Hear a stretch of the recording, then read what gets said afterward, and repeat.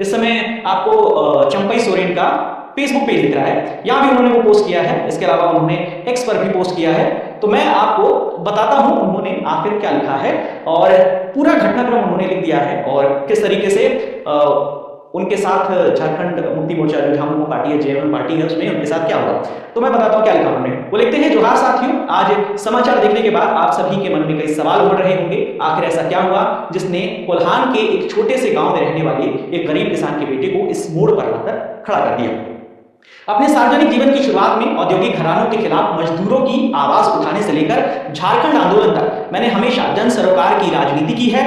राज्य के आदिवासी मूलवासियों, गरीबों, मजदूरों, छात्रों और पिछड़े तबके के लोगों को उनके अधिकार दिलवाने का प्रयास करता रहा हूं। किसी भी पद पर रहा या नहीं, लेकिन हर पल जनता के लिए उपलब्ध रहा। उन लोगों के मुद्दे उठाता रहा जिन्होंने झारखंड राज्य के साथ अपने बेहतर भविष्य के सपने देखे थे।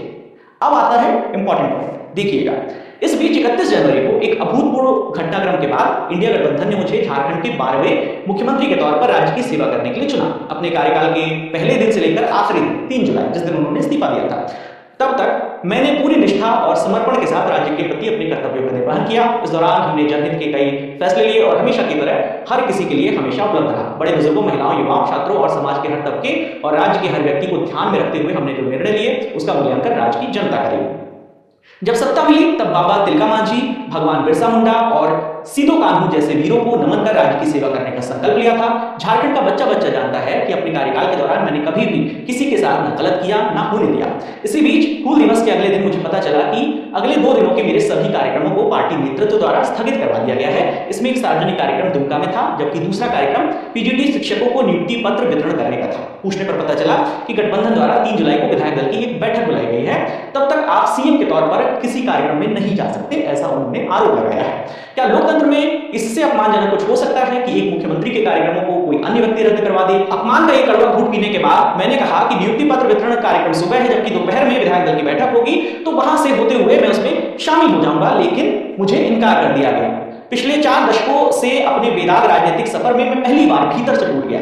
समझ नहीं आ रहा था कि क्या करूं। 2 दिन तक चुपचाप बैठकर आत्ममंथन करता रहा, पूरे घटनाक्रम में अपनी गलती तलाशता रहा। सत्ता के लोभ रत्ती भर भी नहीं था, लेकिन आत्मसम्मान पर लगी इस चोट को मैं कैसे दिखाता, अपने द्वारा दिए गए दर्द को कहां जाहिर करता। जब वर्षों से पार्टी के केंद्रीय कार्यकारिणी की बैठक नहीं हो रही है और एक तरफा आदेश पारित किए जाते हैं, तो फिर किसके पास जाकर अपनी तकलीफ बताता। यहां पर उन्होंने जो मौजूदा मुख्यमंत्री है हेमंत सोरेन, उन पर निशाना साधा है। इस पार्टी में मेरी गिनती वरिष्ठ सदस्यों में होती है, बाकी लोग जूनियर हैं और मुझसे सीनियर सुप्रीमो जो हैं वो अब स्वास्थ्य की वजह से राजनीति में सक्रिय नहीं है।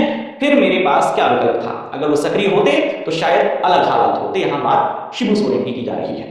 कहने को तो विधायक दल की बैठक बुलाने का अधिकार मुख्यमंत्री का होता है, लेकिन मुझे बैठक का एजेंडा तक नहीं बताया गया था। बैठक के दौरान मुझसे इस्तीफा मांगा गया। मैं आश्चर्यचकित था, लेकिन मुझे सत्ता का मुंह नहीं था, इसलिए मैंने तुरंत इस्तीफा दे दिया। लेकिन मेरे आत्मसम्मान पर जो चोट लगी थी उससे दिल भावुक था।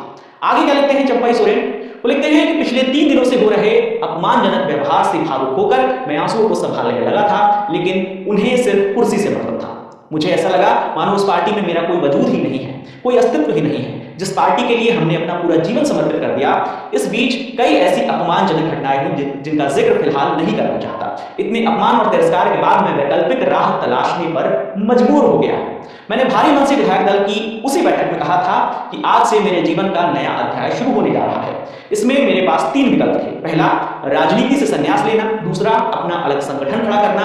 और तीसरा, इस राह में अगर कोई साथी मिले तो उसके साथ आगे का सफर तय करना। तो चंपई सोरेन ने जिन 3 विकल्पों की बात की थी, उसमें पहला राजनीति से संन्यास लेना, तो उनके पोस्ट से कहीं भी जाहिर नहीं हो रहा कि वो राजनीति से संन्यास लेने वाले हैं। दूसरा पॉइंट उन्होंने कहा कि अपना एक अलग संगठन खड़ा करना, और जिस तरीके से उनकी मुलाकात की खबरें आ रही हैं भारतीय जनता पार्टी की ओर से, तो दूसरी संभावना भी यहां पर खत्म हो जाती है। बची तीसरी संभावना कि अगर इस राह में कोई साथी मिले तो उसके साथ आगे का सफर तय करना। तो जो कयास लगाए जा रहे थे कि चंपई सोरेन बीजेपी में शामिल होंगे, तो वो बातें कहीं ना कहीं सच साबित होती हैं।